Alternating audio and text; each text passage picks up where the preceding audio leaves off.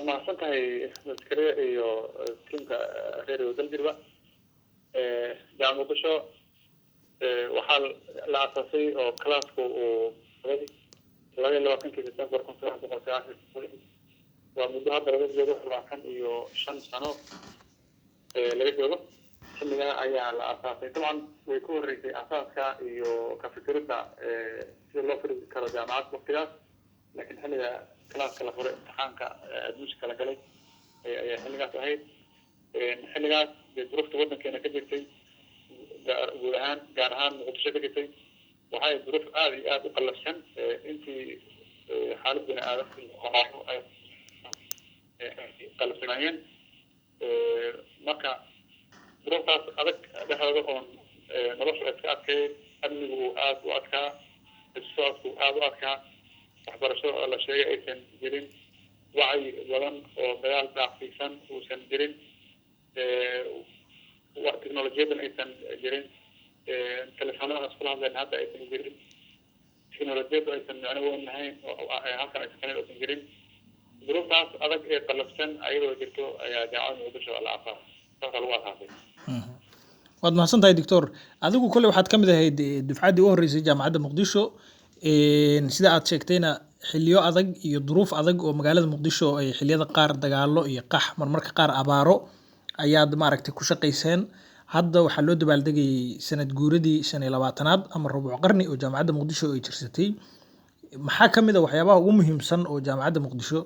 muddadaas aan oran karno awliyaad bay u ahayd jaamacadda oo waxba laga qabtay waa su'aal muhiim ah horta ugu horeyn maamulka oo macallimiintii yaa u mahadcelinaya intii ka shaqaysay in xilligaas lagu fikiro jaamacad la sameeyo tusaale ahaan waxaan ku siin karaa xilligaas macallimiinta jaamacadda macallimiinta ka ahaa iyo maamulka maamulay haddii la isku daro waxaa ka badnaa dadka waardiyaasha amniga ka shaqeynaya qorahaysa ayaa waxay ka badnaayeen macallimiinta iyo maamulka jaamacadda maamulay sababta ah xilligaas dee wax kasta ayaa la waardiinayay oo dee amniga ayaa daryeelka haystay marka meelo badan ayay marka askar taagnaayeen si loo waardiyay ardaydaas wax baranaysa iyo buug oo meesha taallay yani waa garanaysaa marka jaamacadda muqdisho sidaas waxaa laga bilaabay muqdisho dhankaas waqooyiga kaaraan ayaa laga samay iskooda maxamed axmed cali ayaa oo sanca ku yaalla dadka muqdisho yaqaana ayaa lagu bilaabay dadka muqdisho jaamacadda waxay ka imaanayeen meelo kala duwan socodka xilligaas ma fududeen oo dagaaladii weliba dhamaanin dadka qaar waxay ka meesha laakiin waa la iska tegi jireen haddana ilaa markii jaamacadda oo meesha ku shaqeynaysa oo duruufta ama ku shaqeynaysa oo waardiyaashaas badan ku shaqeynaysa ayay nimankii ka shaqeynayay qaar ka mida waardiyaasheedii iyo qaar banaanka ka yimid oo maleeshiyada ayaa heshiiyey subaxii markaan tagnay ayaa barid magacda maqal yidhi magalasaan maxaa waa la qabsadaan lidi marka dadka wax ka qabsanaya waa dadkii jaamacadda shaqaalaha ka ah oo la heshiiyey dad banaanka odayaashii deegaanka iyo odayaasha jaamacadda way ka akhyaareeyeen waxaa lagu guureysay si nabad in looga saaro kuraasti iyo buwagti oo la ogolaaday kulli waxbaa lagu xaalay laakiin xaal kadib waxaa ogolaaday maktabadii iyo kuraasti in lasoo raro waxaa lasoo dhegeystiina meel dhaho oo meesha khadka magaalada muqdisho kala teeday agteeda loo dhaca saa darteed dadka jaamacadda muqdisho aasaasay iyo ardaydii baakisada ahaayeen waxay aaminsan ay tahayna inay yihiin dadkii ugu muhiimsanaa khadkii magaalada kala qaybinayay jebiyey furay si nadan u jebiyey oo xilligaas lasoo socon karin waa kala dood laakiin anagu intaan ka tagno dhankan koonfurta oon degan aniga kaleexaan degana xilligaas intaan kaleex ka tago ayaan tegi jiray xagaa tegaya marka socod weyn ma jirin dee oo magaalada way kala xirnayd laakiin labada dhinacba ardayda ka imaanayeen saa darteed jaamacaddu waxay ka mid tahay hay-adihii ugu muhiimsanaa ee ugu horreeyey ee khadkii cagaara ee colaada ah ee magaalada kala qaybinayay si nabad ah oo cilmi ah oo qalin ah ku jiray ayay ka mid ahayd taas waa mid dee duruufaha dhacay iyo waxa qabsay waa way kala duwanaan karaa jidka oo baabuurku qaada militariga saa gubay waa kugu dhib waa inaad axbaar lugayso wax kastaa kugu dhici kara يعني wax kasta oo caqabad oo jaamacadaha la furin keenaysa way tahay cid ku dhiirigelinaysa male dadku ugu dhow kula yaabayaan kuwa xaqana kula yaabay wax xilligan jaamacad ma jiro isku weynay waxaan xasuustaa marka dad aniga aan xilligaas joogay oo aan jaamacadda gelin ay oo wax u haystay inaysan wax jira ahayn ay ilaahay subxaanahu watacaala wuxuu qadaray aniga oo jaamacadda dhamaystay marka soo qaatay inaan macallin u noqdo oo soo galeen waxaan ka qaatay 2 sano ilaa 6 sano wax ka badan ay ka qaatay marka duruufo kalasan ayaa jireen laakiin sabir iyo hal adeeg iyo dadaal iyo tawfiiq ilaahay subxaanahu watacaala ayaa la soo gaaray oo lagu soo taas oo maanta aan dabaldegayno dawladda kasoo ismeel shaqo badan macallimiinta badan maktabada yarka aan ardayda yarka badan waxay dabaldegayna 25 sano kadib marka waa farqi aad weyn u dhaxeeyo oo waxa loogu mahadiyo دكتور waa maasan tahay dabcan waa loo jeedaa wayna muuqataa dhinacaas la xiriirta magaalada iyo nolosha dadka iyo ifafaalaha waxa jaamacadda Muqdisho ay ku biirisay laakiin marka jaamacad laga hadlayo ama xarun waxbarasho ama institution waxbarasho waxa muhiim ah oo iyaduna safka hore kaga jirta wax meelaha laga eegayo xagga waxbarashada iyo cilmi baarista marka dhinacaas jaamacadda Muqdisho rubuc qarni kadib halkee joogtaan jaamacadu ka shaqeeyaan hay'adaha kale waa saddex waxbarid oo arday wax la baro waa qodob cilmi baaris oo kala baad ah iyo kasbaxada adeega bulshada inay qayb ka noqoto cilmi baaris waa min wadankeena cilmi baaris aad uga badan waa sax laakiin jaamacada Muqdisho waxaan leenahay waxay ku jirtaa waxyaabaha ku ugu roon waxa yar inay taano meeshii rabay aan gaarsiin jaamacada Muqdisho cilmi baaris meeshii rabay kama gaarsiino yaba kuna meeshii rabay kama gaarsiino لكن هذا جعل نفسه حيث نيسا ويران سنة وحيثو صارتا لغا جورنال وعلمي أي صارتا مثل حاصر مع الكدراسات الصومالية حيثو حيثو صارا وبلنا أعلماء الصومالية بالعلمي والجورنال علمي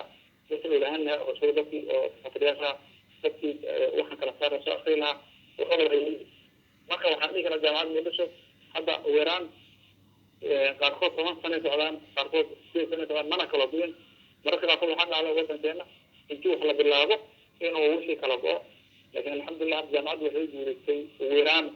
labada majallo ama labada joornaal ee cilmiga ah inay si joogto u saarto weeraan 8 sano ama 10 sano inay si joogto u saarto hadda waxaan u soconaa insha Allah in aan gaarsiino kulliyad walba inay soo saarto joornaal cilmiga inay soo saarto ayaan ku soconaa waa wax ku fasan gudaha لكن جماعة الجامعات كشكاية جورنال بدانا وحكومة هو بدأ أن يكون لكن هذا جامعات الوضع المبارز الوضع جورنال ولا جاء كيف سنة في ثوان والقضاء غير ثوان والقضاء بيجي إحنا قصة عن ثوان والقضاء جرا واحد كذا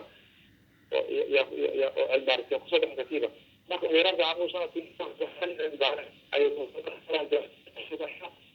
وحكينا أنت لا عيا أما كان سوى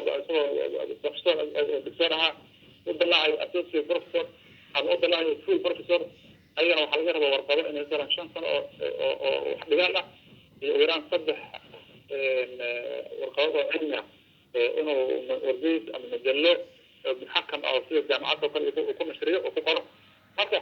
وقت إنه ماشي الغني كما جار في اسمه البارسة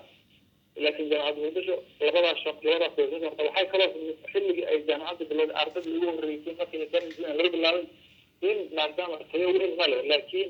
arday walba waxay sameeyaan markay dhameeyaan wuxuu sameeyaan project ama wuxuu sameeyaan baxthi oo qalbina ayaa la sameeyay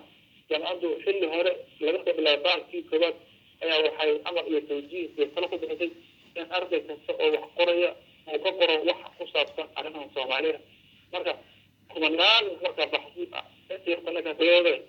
ayaa yaallo oo arday ugu kala duwan oo Soomaali laga qoray taana waa wax mustaqbalka hadii dib loo fiiriyo laga faa'iideysan karo waa maasan tahay doctor ugu dambeyntii halkee u socotaa jaamacadda Muqdisho rubuc qarni kadib sano waa rubuc qarni waa sheegtay xilligaas iyo xilligan in isku loo fikiro ma aha waa sax jaamacaddu ujeedinkeedii xilligaa hore waxaa ka mid ahaa hadafka koobaad ee ku qoraa objectives waxaa ka mid ahaa in dadka Soomaaliyeed la siiyo oo la buuxiyo